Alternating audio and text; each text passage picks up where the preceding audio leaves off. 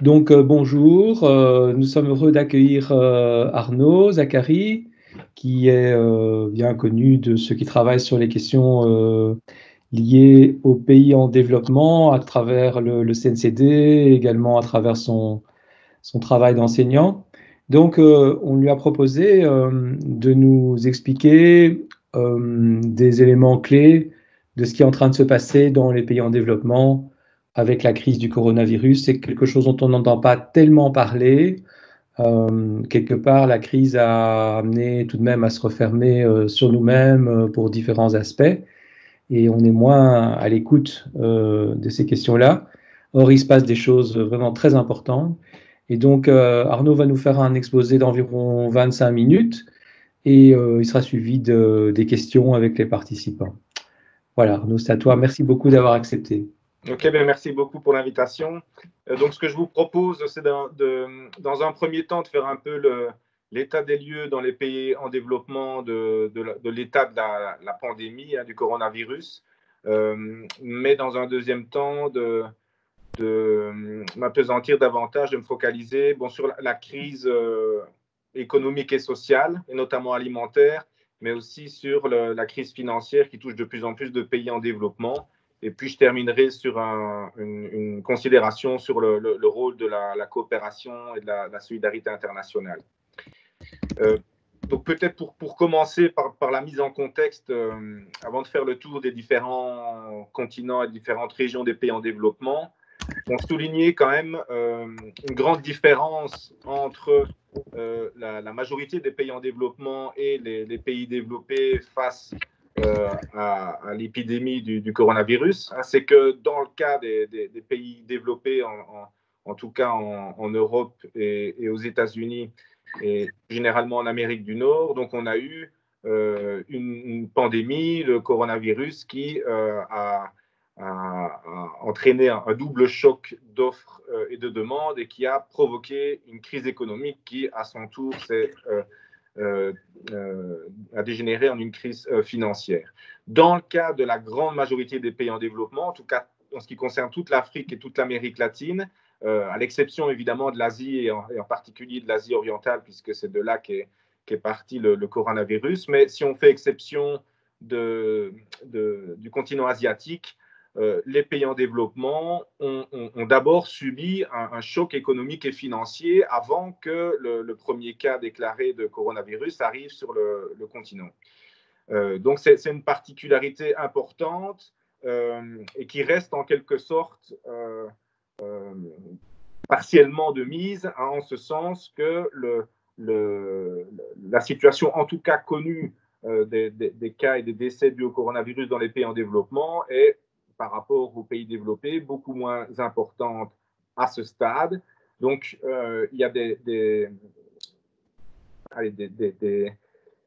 explications, en tout cas des tentatives d'explication qui sont données, mais la réalité, c'est que on a encore beaucoup de questions et d'inconnus, donc sans doute que pas mal d'études devront être menées sur la question, et puis aussi qu'on y verra plus clair, parce que fatalement, la pandémie étant arrivée plus tard dans les pays en développement, mais les épidémiologistes mettent quand même en garde sur le fait que les statistiques qui sont diffusées à ce stade ne sont pas une fin en soi, et que donc ça pourrait dégénérer dans les prochaines semaines, dans les prochains mois. Mais disons que dans les explications qui sont traditionnellement données jusqu'ici, on sait évidemment le fait que dans la plupart des pays en développement, la moyenne d'âge est très faible et l'espérance de vie est beaucoup plus faible que dans les pays développés. Donc, cela expliquerait en partie le taux de létalité moindre que dans les pays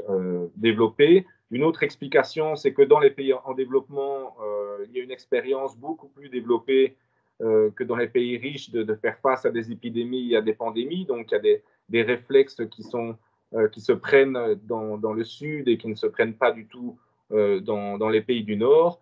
Mais aussi, une autre explication qui est donnée, c'est le fait qu'il n'y a quasiment pas de tests.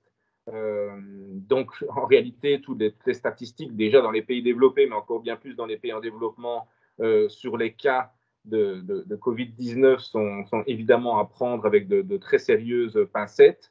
Et puis, dans les zones rurales, les zones les plus pauvres, comme vous le savez sans doute, hein, le décès dans un hôpital est plutôt une exception. Or, notamment dans tous les pays développés, les chiffres sur les décès sont les décès en hôpitaux, même si certains pays, dont la Belgique, avaient directement pris en compte les maisons de repos. Mais donc, les statistiques qui sont diffusées doivent évidemment être prises avec des pincettes dans tous les pays, et a fortiori encore plus quand c'est les zones rurales des pays les plus pauvres. Et bon, toutes ces précautions étant prises, donc si je fais un peu un aperçu de la situation dans les différents continents du Sud, bon, évidemment, l'Asie, et en particulier l'Asie orientale, a été le premier touché, puisque le virus provient de Chine, mais bon, l'Asie, c'est pas la première fois que l'Asie était face à ce type de virus, et l'Asie orientale en particulier. Donc, on a pu constater comment des mesures de confinement et de protection étaient prises directement, avec bon, parfois des résultats qui peuvent paraître impressionnants par rapport à des pays développés, mais de nouveau, on ne pourra faire le bilan qu'une fois la pandémie enrayée. En ce qui concerne l'Afrique, il y a eu un premier cas en Égypte le mi-février, le 14 février. Mais bon, à ce stade, les statistiques officielles indiquent que moins d'1% des morts dans le monde dus au Covid-19 sont des Africains, alors que la population africaine représente 17% de la population mondiale. Plus de la moitié des décès en Afrique le sont en Afrique du Nord. Mais on voit ces dernières semaines et ces derniers jours des chiffres qui ont tendance à s'emballer en Afrique centrale, en Afrique de l'Ouest. Donc, il faut rester vigilant. Et comme je vous le disais, bon, pour vous citer un chiffre, alors, dans la moyenne africaine, il y a 9 personnes testées pour 10 000 habitants. Donc, les tests permettant de détecter des cas sont extrêmement faibles. Et donc, de nouveau, il faut vraiment prendre ces chiffres avec des pincettes. Mais évidemment, quand on sait que la moyenne d'âge en Afrique est inférieure à 20 ans, que l'espérance de vie est de 62 ans, donc comme notamment, enfin, je lisais un éditorialiste africain qui disait que tous nos vieux sont déjà morts du fait d'autres épidémies, du fait d'autres problèmes de pauvreté ou de santé. Donc, pour nous, le coronavirus, en quelque sorte, n'est qu'une épidémie en plus des autres. Bon, quand on connaît le taux de mortalité, par exemple, du paludisme, hein, qui fait plus de 400 000 morts par an en Afrique, mais beaucoup d'autres pandémies, la plus récente étant Ebola, qui n'est toujours pas maîtrisée. Donc, de nouveau, population jeune, mais aussi plus expérimentée, mais des régions où il y a très peu de tests et où les hôpitaux sont quasi absents des zones rurales. Et donc, est-ce qu'on meurt du Covid-19 ou d'autre chose, hein, c'est encore bien plus compliqué de le savoir que dans des pays à moyen revenu ou dans des pays développés. En ce qui concerne l'Amérique latine, donc là, c'est arrivé encore plus tard, ce n'est que fin février. Il y a eu un premier cas le 26 février. Donc officiellement, il y a environ 17 000 décès dus au Covid-19, dont la moitié au Brésil. Donc le Brésil qui devient un peu l'épicentre du sous-continent latino-américain. Certains pays ont été fortement affectés, bon, en particulier l'Équateur est tout particulièrement touché, surtout apparemment les services publics ont tout de suite été débordés. Donc on a certains autres cas, donc le Sri Lanka, le Costa Rica, pardon, est souvent cité comme un exemple de gestion à contrario de l'Équateur. Mais bon, là aussi, on a un âge moyen un peu plus élevé qu'en Afrique, c'est 28 ans en Amérique latine, hein, par rapport à 43 ans en Europe, pour rappel. Donc là aussi, certains analystes mettent l'hypothèse que la jeunesse de la population, la rend moins vulnérable, en tout cas au décès dû au Covid-19. Bon, ce qu'il faut dire aussi, c'est qu'en Amérique latine, vu que le coronavirus est arrivé fort tard par rapport au reste du monde, les gouvernements ont directement pris des mesures de distanciation sociale, de confinement souvent partiel, mais suffisamment rapide que pour pouvoir enrayer le nombre, enfin en tout cas d'éviter un emballement des cas. Bon, une exception étant évidemment le Brésil de Bolsonaro qui, euh, qui devient, comme je vous le disais, l'épicentre du sous-continent et qui est, contrairement aux autres gouvernements, qui a plutôt pris l'option du laisser-faire ou un peu comme Donald Trump aux États-Unis, de faire comme si cette pandémie n'existait pas vraiment.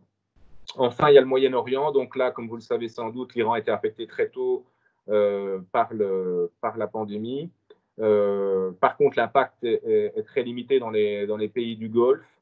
Il y a eu un confinement qui a été décidé très tôt aussi dans toute une série de pays comme l'Arabie saoudite, la Jordanie ou le Liban. Maintenant, il y a des pays comme le Yémen, la Syrie, l'Afghanistan, où il n'y a absolument aucune donnée. Donc là aussi, c'est évidemment à prendre avec toutes les précautions d'usage. Donc voilà un peu grosso modo pour le tour d'horizon de la situation sanitaire liée au Covid-19. Mais donc de nouveau, quand on compare avec les pays développés, on n'est pas du tout dans une situation, pour la plupart des pays, qui serait hors de contrôle. Bon, il y a quelques pays qui sont réellement en difficulté, mais en général, on n'assiste pas encore, disent certains, au nombre de cas qui étaient craints, notamment par les Nations Unies ou d'autres il y a quelques semaines.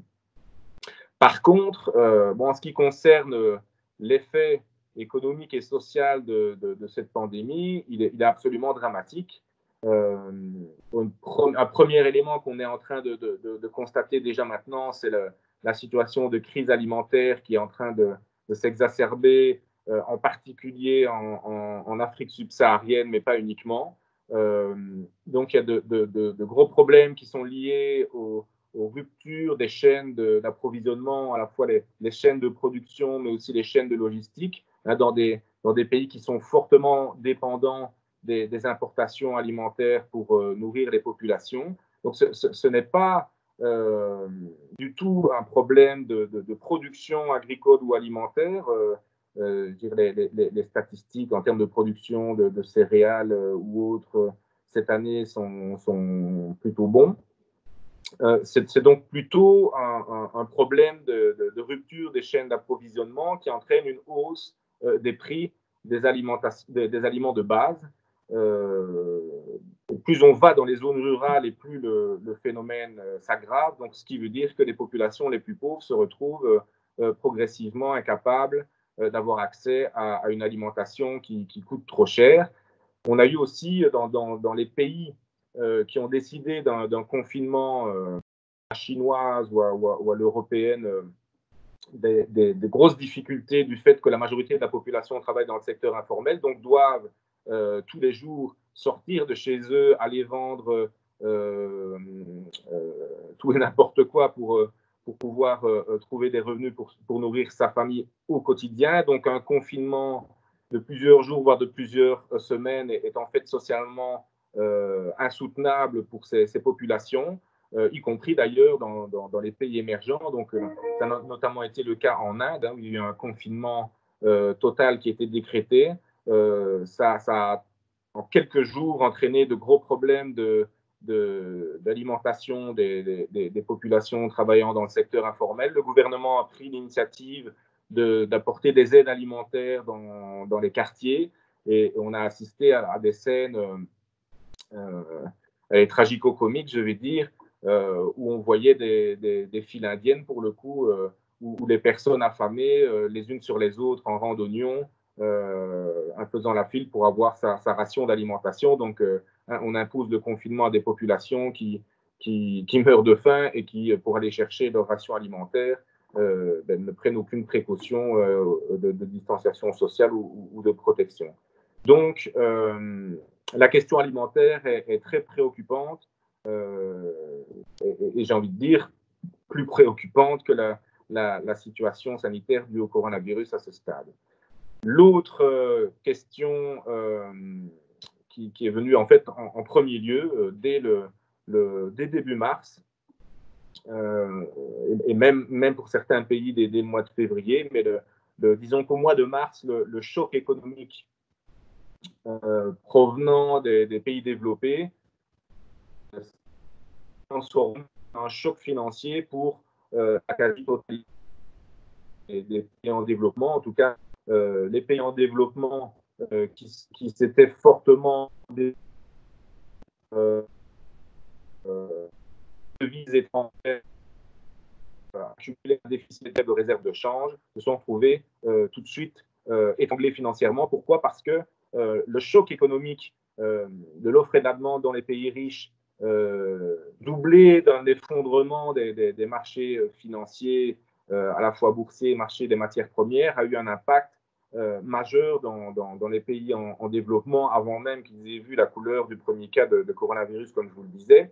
Donc, il y a évidemment l'effondrement du commerce mondial et la disruption des chaînes de valeur mondiale, comme on les appelle, donc des chaînes de production dans lesquelles nombre de pays en développement se sont intégrés, notamment pour fournir la main-d'œuvre bon marché ou les matières premières, évidemment. Et donc, nombre de pays en développement ont des économies totalement dépendantes de quelques matières premières et les prix de ces matières premières se sont effondrés depuis le début de l'année, mais encore plus depuis fin février, début mars.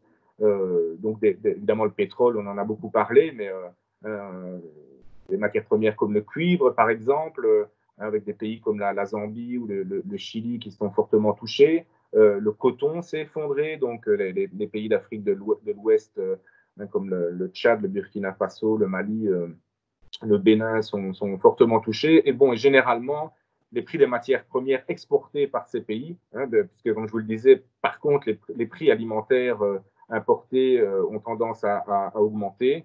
Mais en ce qui concerne les pays exportateurs de matières premières, leurs revenus se sont littéralement effondrés avec les prix des matières premières sur les marchés mondiaux. S'ajoute à cela les remittances, donc les transferts financiers des migrants vers leur pays, leur famille d'origine.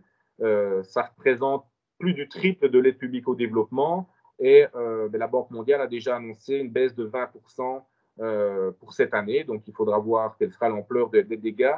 Mais donc les transferts financiers des migrants en 2018 et 2019 sont devenus la première source internationale de financement et de développement des pays du Sud, devant les investissements directs étrangers des firmes transnationales qui ont baissé, et comme je vous disais, largement devant l'aide publique au développement. Donc c'est une aide particulière qui transite souvent dans le circuit familial, donc une espèce de système de protection sociale informelle à l'échelle internationale, mais souvent intrafamiliale.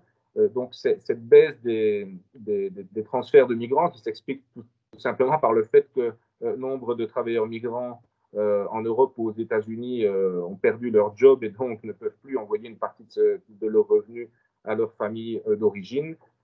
C'est un impact très important, pas seulement pour les recettes publiques des États, mais plutôt pour les revenus des familles les plus pauvres, dont une part importante dépend de ces transferts financiers de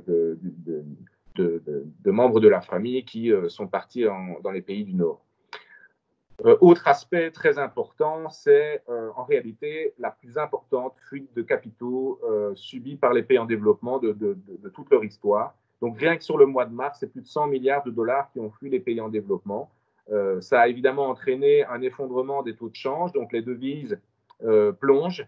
Alors tous ces pays qui se sont endettés en dollars ou même en euros et dont la devise s'effondre du fait de la fuite des capitaux et dont les recettes en devise s'effondrent du fait de la forte chute des prix des matières premières, ben, ces pays se sont retrouvés complètement étranglés financièrement depuis quasiment 20 ans maintenant. Les pays en développement avaient cherché par tous les moyens à éviter l'aide du FMI conditionnée à des programmes d'ajustement structurel, comme on les appelait à l'époque. Et donc, les pays en développement ont cherché soit à accumuler des réserves pour ne pas devoir solliciter d'aide du FMI, soit se sont tournés plus en plus vers la Chine ou d'autres pays émergents qui offraient des financements sans condition. Ici, on a environ 90 pays en développement qui viennent, au cours des dernières semaines, de solliciter une aide du FMI. Donc, ça vous situe l'étendue du problème. Le problème, il est général.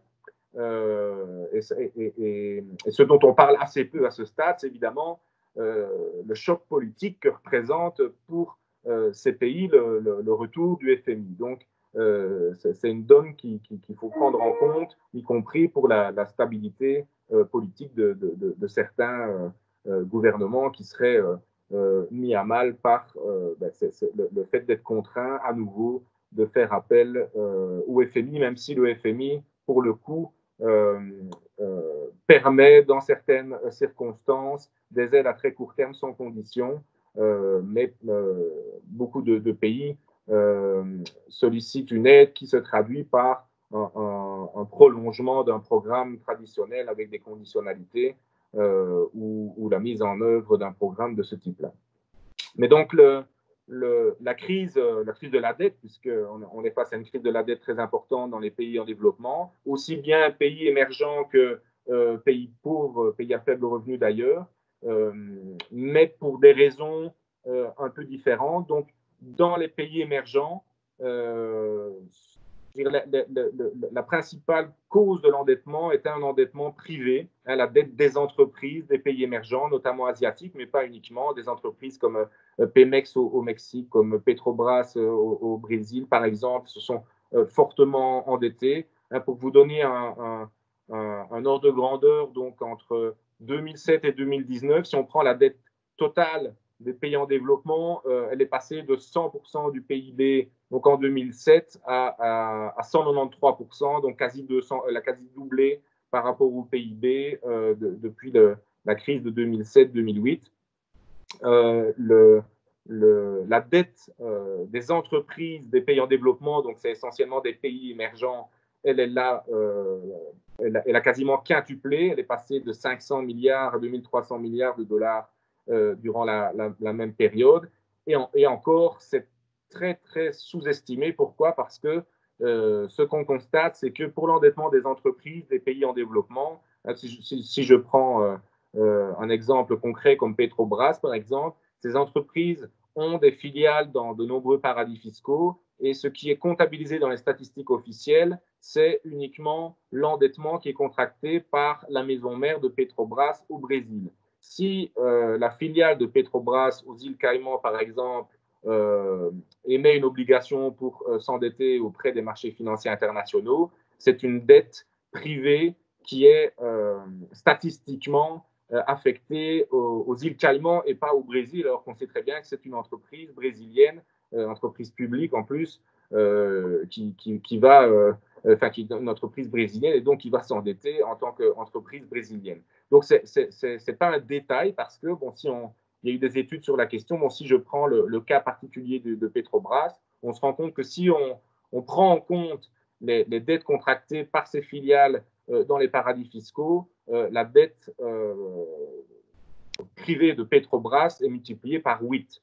Donc, vous voyez que ce ne sont pas des montants marginaux qui transitent par des paradis fiscaux. Donc, là, non seulement la dette des entreprises des pays émergents a presque quintuplé, mais on parle là des statistiques officielles, alors qu'on sait très bien comment fonctionnent les systèmes de la dette et que donc toutes les filiales qui sont situées dans des paradis fiscaux font partie du groupe et que donc si problème de dette il y a pour Petrobras, ben celles qui sont dues par ces filiales remonteront immanquablement à la surface. Il y a également dans les pays émergents des États qui se sont fortement endettés. Le plus important, c'est l'Argentine, qui est dans une cessation de paiement avec sursis, je vais dire, puisque le gouvernement a proposé une restructuration de la dette abandonnant très peu du stock, mais une bonne partie des intérêts.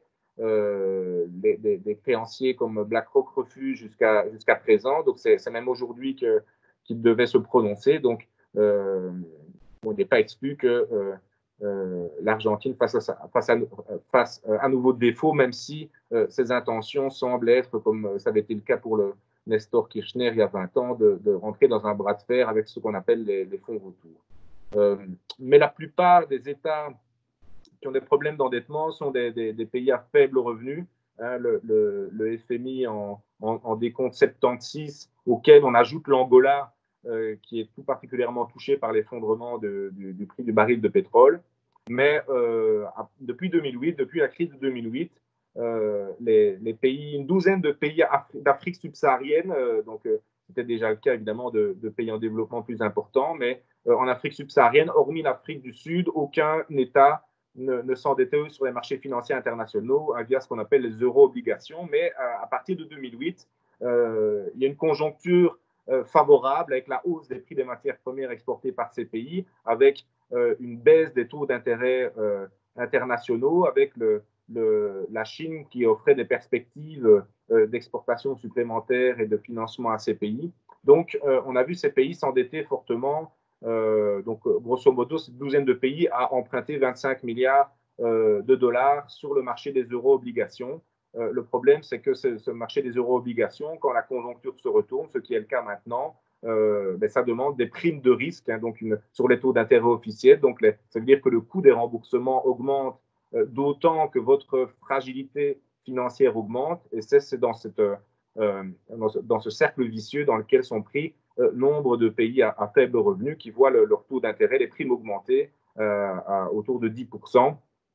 Et donc, quand les recettes d'exportation baissent, que les capitaux fuient et que le taux d'intérêt augmente, bien fatalement, ça ne peut mener qu'à une cessation de paiement. Et donc, tout cela, pour l'instant, est masqué par les aides à court terme du FMI, mais aussi par la décision du G20 de suspendre le paiement de la dette de 77 pays, donc 76 plus Angola, pays à faible revenu, donc pour les intérêts qui étaient dus en 2020, mais qui sont reportés à 2022 avec les pénalités à prendre en compte. Donc ça veut dire qu'on a reporté le problème, on a mis la poussière sous le tapis, mais la poussière va ressortir à terme avec des charges d'endettement qui seront d'autant plus importantes. Et évidemment, d'ici là, parce que tous ces scénarios se sont basés sur le fait qu'on avait une crise en V, avec certes une grave crise économique, un effondrement des économies dû au confinement, mais une reprise d'autant plus vigoureuse une fois que le confinement serait levé. Il y a de sérieux doutes à émettre sur cette hypothèse. C'est pas du tout exclu qu'il y ait d'ailleurs une deuxième vague de pandémie et de nouveaux confinements, voire que les consommateurs ne reprennent pas les mêmes habitudes du jour au lendemain et que donc les économies continuent d'être affectées pendant longtemps, y compris les prix des matières premières dont dépendent de manière excessive ces pays. Alors pour terminer sur ce tour d'horizon, le rôle de la coopération au développement peut être important du fait que toute une série d'agences de développement ont une expertise en matière de lutte contre les pandémies. Hein, comme je vous le rappelais en introduction, pour les pays en développement, le coronavirus est loin d'être un cas isolé.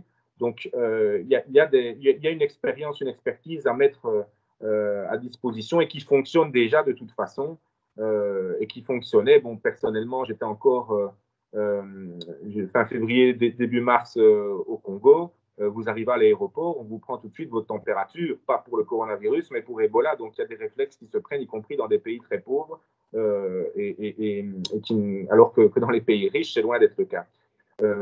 Maintenant, on est face à donc une double crise en quelque sorte, cette crise sanitaire et une crise économique et sociale, où les problèmes des uns sont les problèmes des autres. Ceux qui travaillent dans la coopération internationale savent que c'est une réalité dans de nombreux domaines, mais ici, ça saute aux yeux. D'une part, et on l'a vu dans le cas par exemple d'Ebola, les virus mutent. Donc on ne peut d'une part enrayer une pandémie que si elle est enrayée à l'échelle planétaire.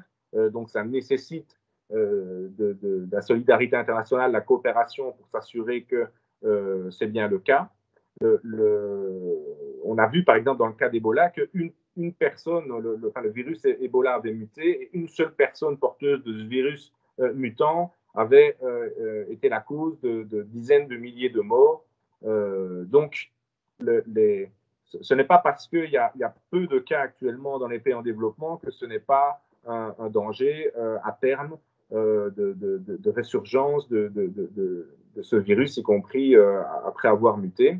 Mais c'est évidemment le cas aussi en matière économique et financière. Si on a une crise financière générale dans les pays émergents, ça va immanquablement entraîner un effet boomerang dans nos pays riches qui eux-mêmes sont dans une dépression que certains comparent déjà aux années 30. Donc on a tout intérêt, aussi bien sur le volet sanitaire que sur le volet économique et social, à renforcer la coopération internationale. Autrement, on aura des effets boomerang dans un cas comme dans l'autre. Malheureusement, bon, comme vous le constatez, comme moi, on est loin du compte, hein, ne fût-ce que pour le matériel de protection, pour les traitements. C'est la loi du plus offrant, y compris un pays développé comme la Belgique, pour avoir des masques, doit passer par une société écran au Luxembourg avec des Maltais derrière et qui n'ont aucune expérience en matière de production de masques. C'est évidemment encore pire. Bon, ce qu'on constate dans les pays en développement, c'est la quasi-absence dans certains pays, voire l'absence totale de respirateurs.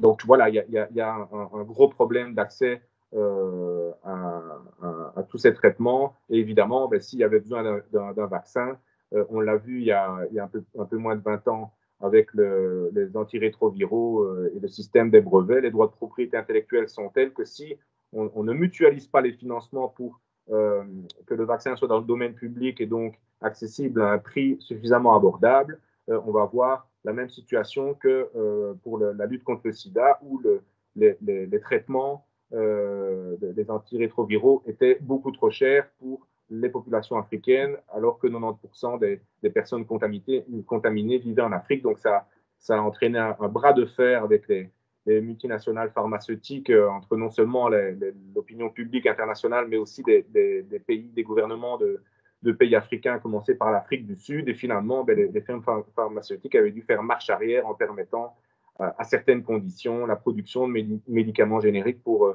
faire face à des pandémies importantes.